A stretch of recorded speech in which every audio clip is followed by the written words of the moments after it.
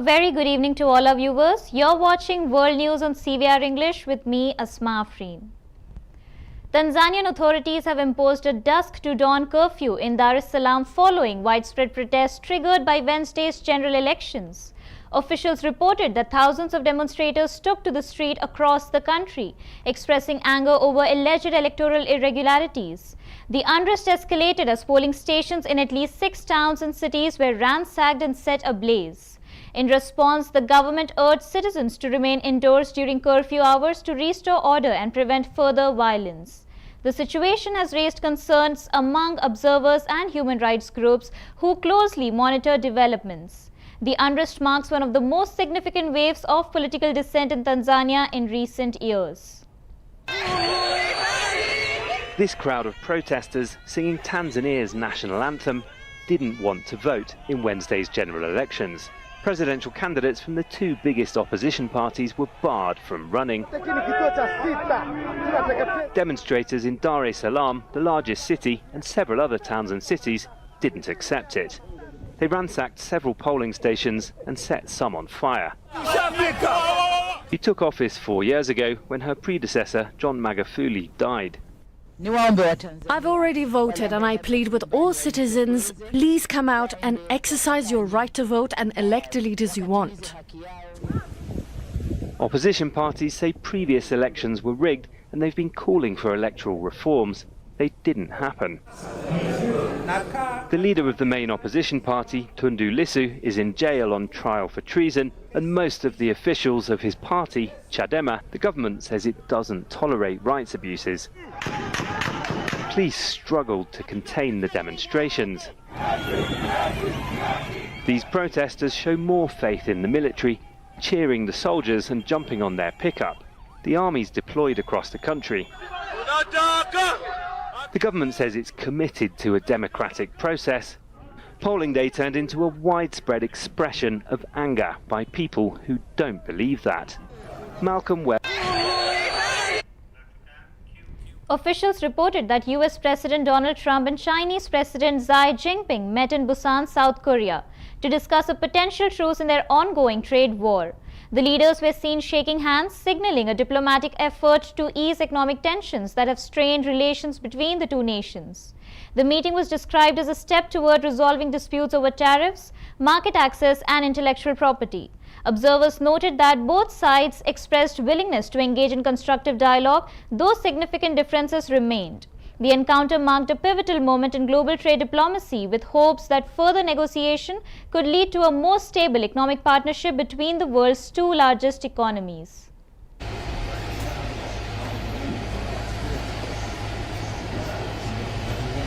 Mr. President, the President of the People's Republic of China. Good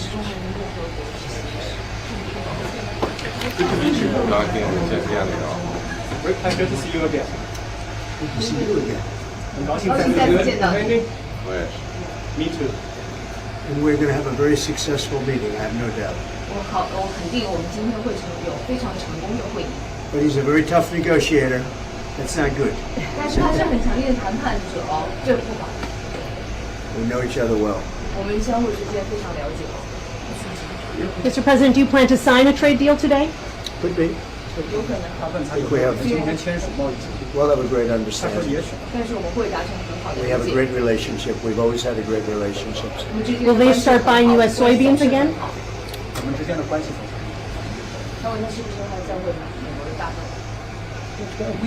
Will you discuss Taiwan, sir? Which way? The United States has pulled back troops from NATO's eastern flank, sparking concerns across Europe about a potential security vacuum. This move comes amid rising geopolitical tension in Eastern Europe, especially with ongoing instability near Russia's borders. European allies fear the reduction could weaken NATO's deterrence posture and leave frontline states vulnerable. While US officials maintain that the drawn down reflects strategic rebalancing and does not signal reduced commitment, critics argue it undermines collective defense. The decision has reignited debates over NATO's readiness and the need for stronger European-led security initiatives. As regional tension escalates, the troops' withdrawal adds pressure on NATO to reassure member states and reinforce its eastern defences.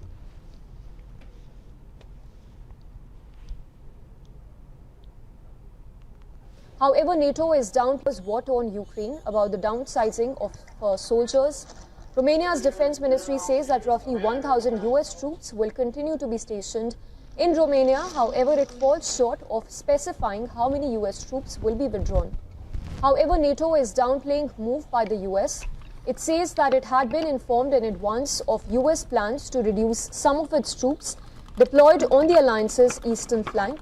It even describes the move as an adjustment and nothing unusual. While Italian defense minister says that the process of the US shifting its focus had started under former US President Barack Obama, Polish defense minister asserted that Warsaw has not received any information about a possible reduction of US troops on its territory.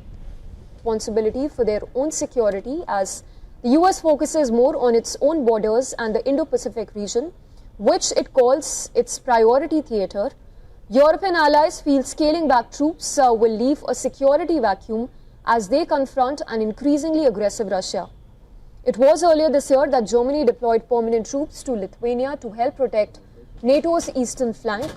This is for the very first time that Berlin even deployed troops to another country since World War II. The latest announcement by US comes after reports emerged this year that Washington could withdraw 10,000 troops from Eastern Europe.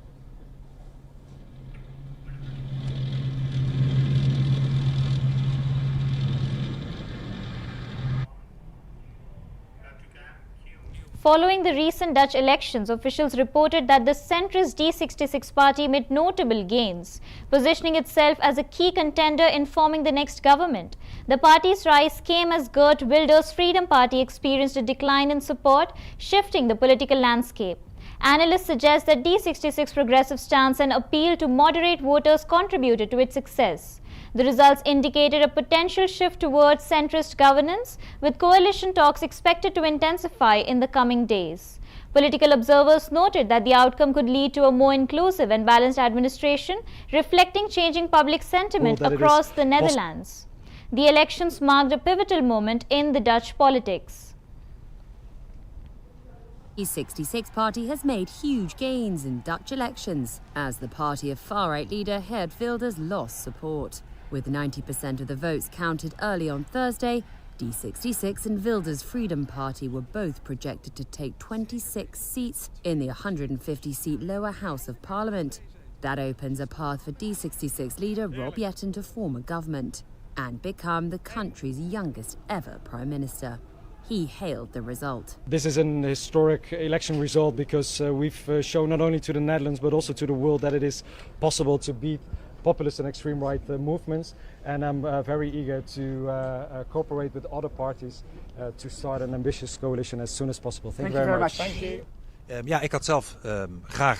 Speaking to reporters, Wilders said he was disappointed with the outcome and would likely not be part of the next government if the centrist D66 was confirmed as winner. One of Europe's longest-serving populist leaders, he is known for his anti-Islam stance and lives under constant protection due to death threats. During the campaign, he proposed banning asylum, deporting male Ukrainian refugees, and cutting aid to fund energy and healthcare. His party won the 2023 election and formed a conservative coalition, but his partners refused to endorse him as prime minister. Wilders then collapsed the government in June over their rejection of his hardline policies. The popularity of 38-year-old Jetten surged in the past month as he campaigned on a promise to resolve a housing shortage, invest in education, and tackle immigration concerns. Support is celebrated with 76 seats required for a majority. D66 will likely need a coalition with at least 3 other parties. One scenario is a pact including the Conservative Christian Democrats, centre-right VVD, and Greens Labour. All major parties have ruled out governing with Wilders, and coalition talks are expected.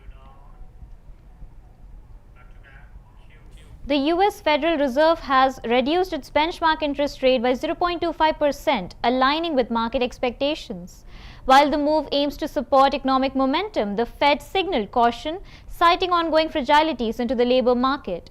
Officials noted that although inflation is gradually easing, uncertainties in employment trends warrant a measured approach. The rate cut balancing an act stimulating growth while remaining vigilant about underlying economic vulnerabilities. Would cut rates again in December. Treasuries yields and the dollars jumped while stocks turned negative after Powell's comments. Traders now see about a 60% probability for a quarter-point cut in December. Prior to the Fed boss's speech, a move in December was almost fully priced in with a 90% chance of cut. We continue to face two-sided risks.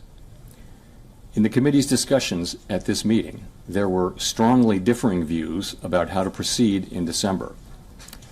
A further reduction in the policy rate at the December meeting is not a foregone conclusion. Far from it. Policy is not on a preset course. Federal policymakers repeated their assessment of the job gains have slowed and that the policy statement post the meeting said risks to employment rose in recent months. Officials also characterized economic growth as moderate. They also warned that inflation has moved up since earlier this year and remains somewhat elevated. Jerome Powell also acknowledged the lack of economic data during the ongoing government shutdown would likely cause policymakers to proceed more cautiously. If you ask me, could it affect the December meeting? I'm not saying it's going to, but yeah, you could imagine that what do you do if you're driving in the fog? You slow down. So that could or could not. I don't know how that's going to play into things.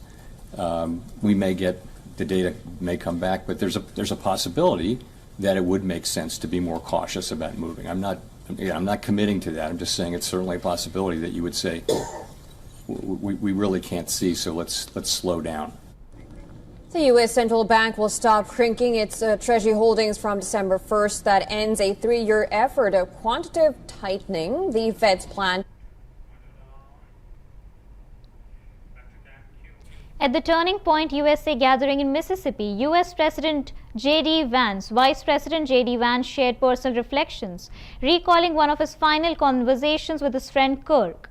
His remarks added a heartfelt dimension to an event focused on political discourse, youth engagement, and leadership development. The Vice President's tribute underscored the importance of personal connection in public service, while the event spotlighted conservative values and energized youth leaders across the country.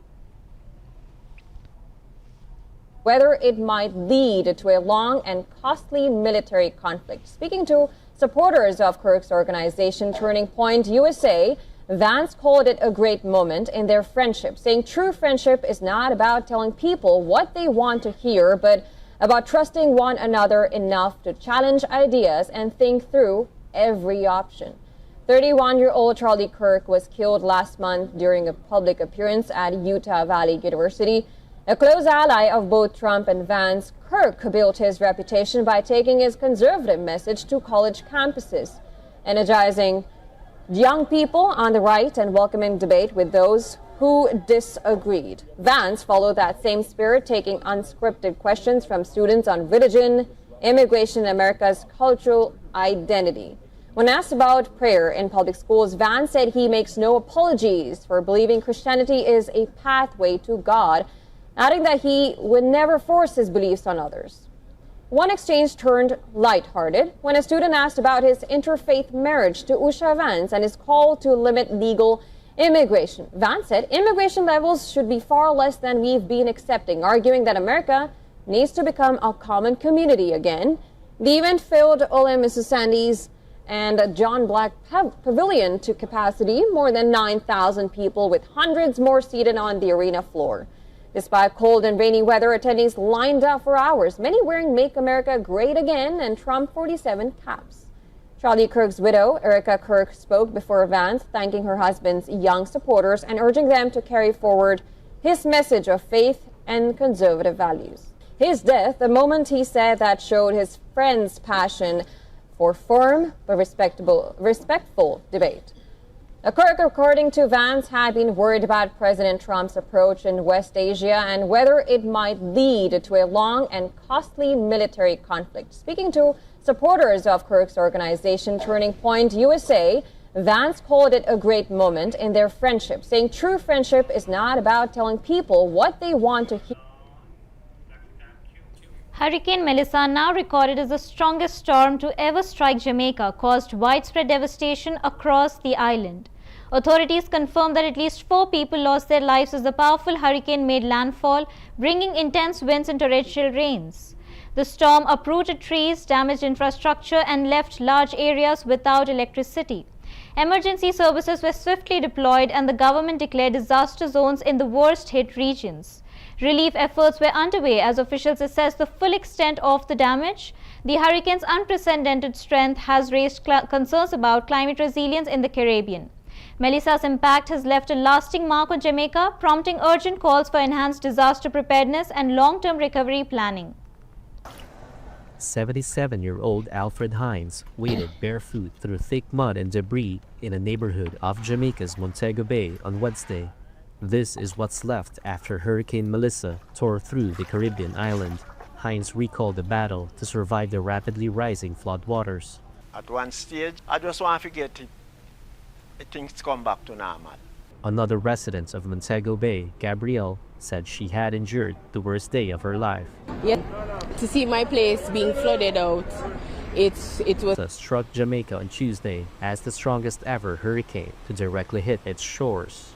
Aerial footage shows homes submerged in floodwaters, roofs blown off, and trees said floodwaters had washed up 4 bodies in the agricultural hub of St. Elizabeth, and about 77% of the country was without electricity as of Wednesday morning. Jamaica's government gave an all-clear to begin recovery efforts. However, emergency shelters will stay open through the week as people keep coming in from devastated homes.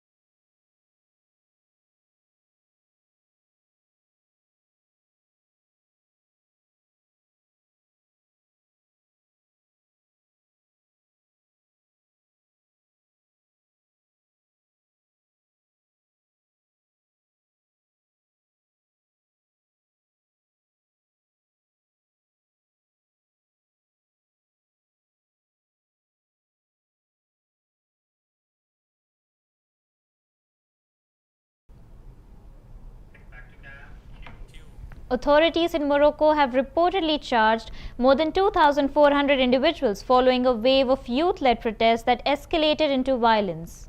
Officials stated that the demonstrations, among the largest anti-government movements in recent years, were met with a sweeping legal response.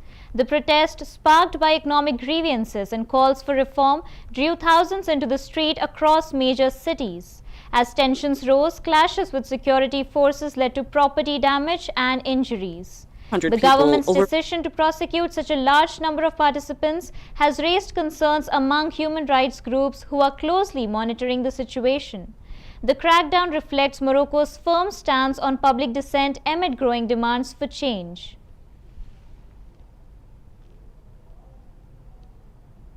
Called Gen Z 212.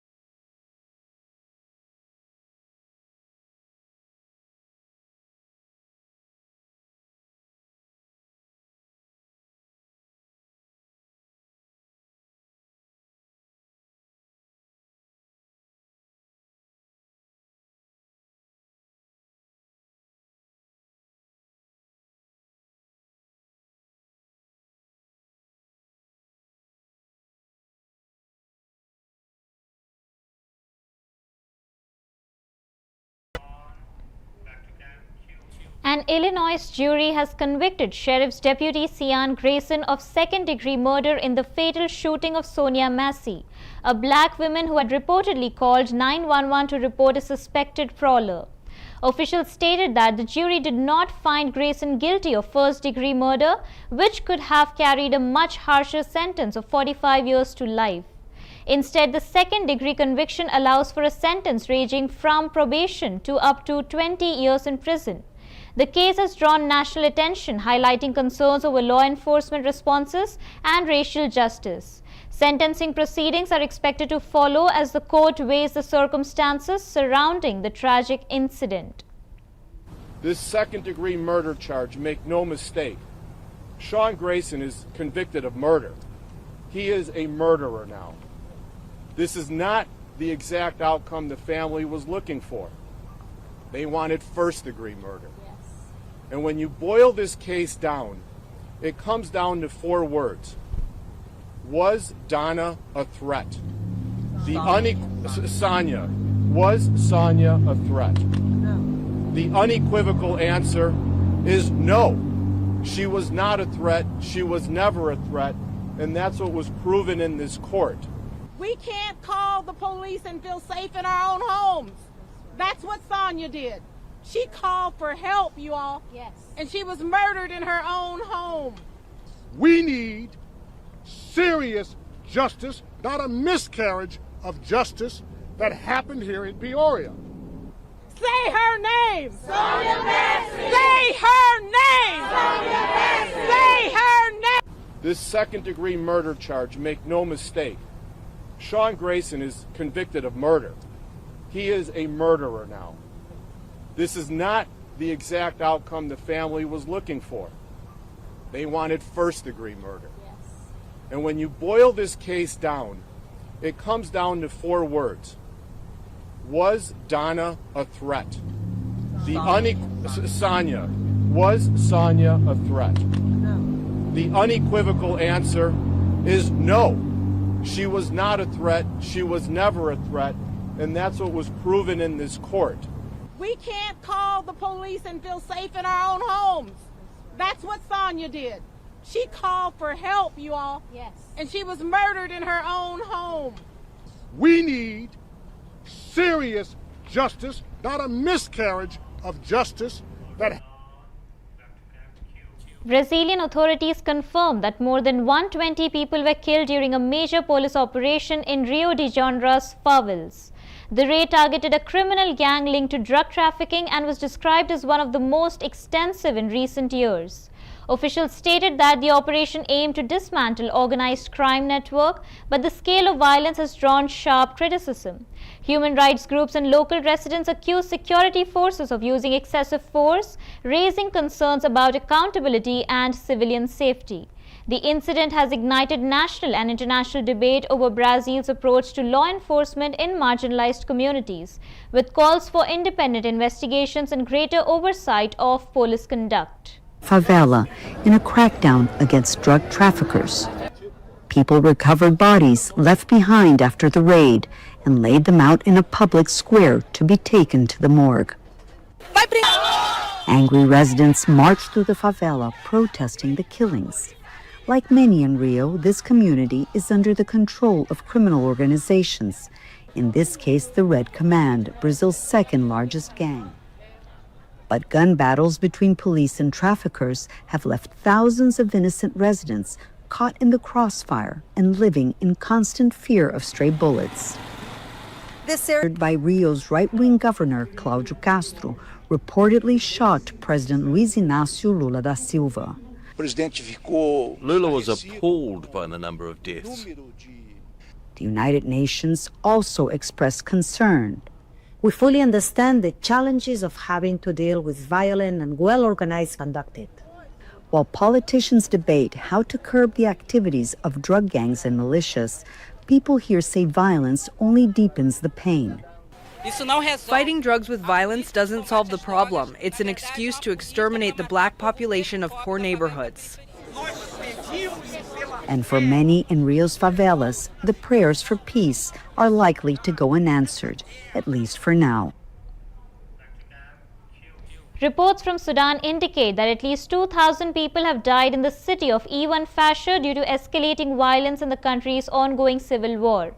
Experts caution that the actual death toll could be significantly higher.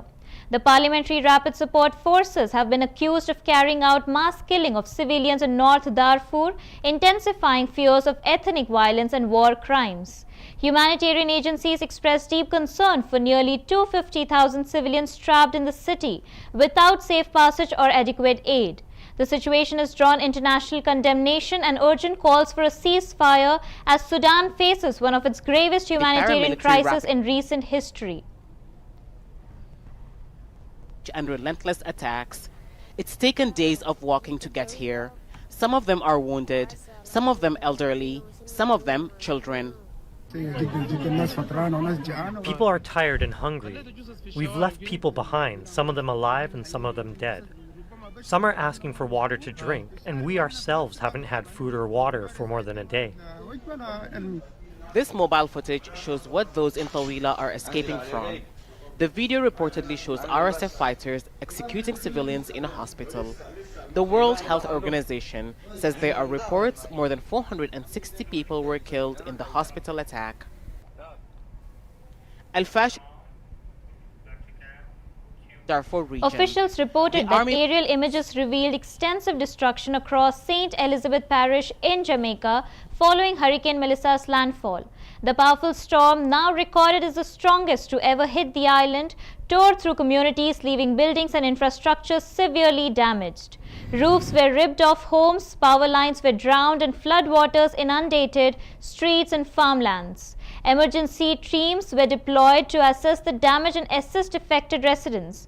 The visual evidence underscored the hurricane's devastating impact, prompting urgent calls for relief and reconstruction. Authorities continue to monitor the situation as recovery efforts begin in one of the hardest hit regions of the country.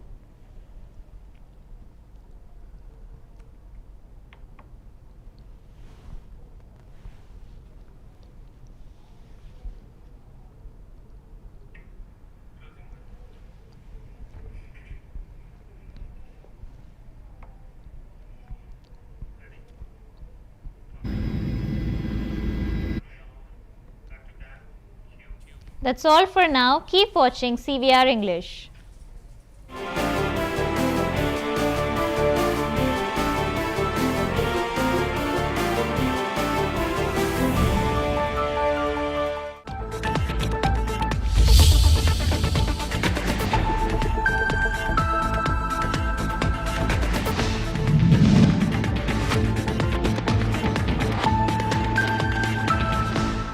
This is Dr.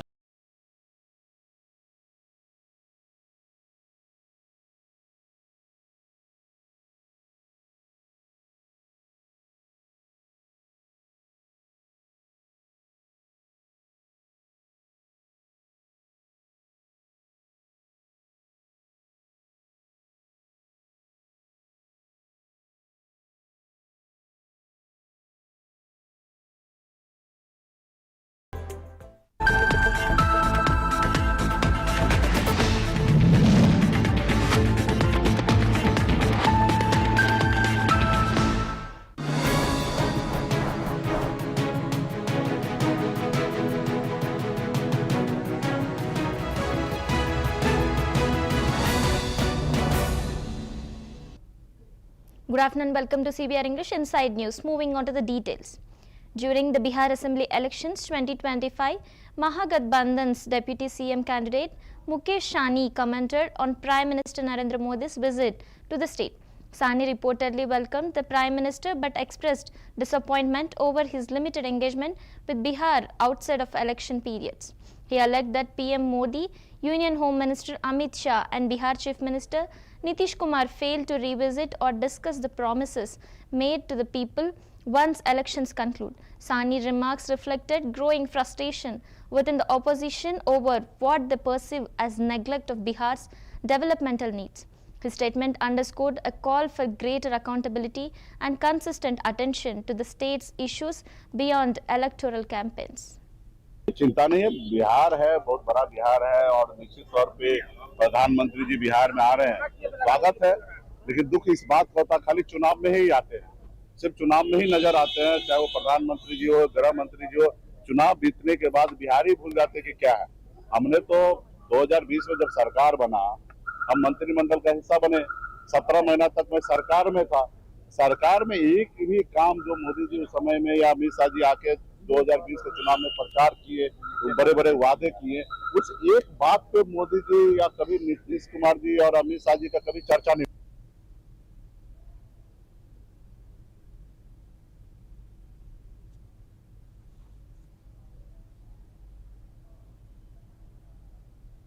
चिंता नहीं है, बिहार है, बहुत बड़ा बिहार है और निश्चित तौर पे प्रधानमंत्री जी बिहार में आ रहे हैं, स्वागत है। लेकिन दुख इस बात का होता खाली चुनाव में ही आते हैं, सिर्फ चुनाव में ही नजर आते हैं, चाहे वो प्रधानमंत्री जी हो, गृह मंत्री जी हो। चुनाव बीतने के बाद बिहार ही भूल जाते कि क्या है। हमने तो 2020 में जब सरकार बना, हम मंत्रिमंडल का हिस्सा बने, 17 महीना तक मैं सरकार में था। सरकार में एक भी काम जो मोदी जी उस समय में या अमित शाह जी आके 2020 के चुनाव में प्रचार किए, बड़े बड़े वादे। In Chamba, Himachal Pradesh, police officials stated that they had intensified their crackdown on drug trafficking across the district. The department reportedly increased patrolling and established additional checkpoints to curb the movement of narcotics and ensure public safety. Authorities emphasized the importance of community cooperation in identifying and reporting suspicious activities. The initiative aims to dismantle drug networks and prevent substance abuse, particularly among youth. Police personnel have been directed to maintain strict vigilance in vulnerable areas and coordinate with local bodies for effective enforcement. The campaign reflects the administration's commitment to creating a drug-free environment and safeguarding the well-being of residents through proactive law enforcement.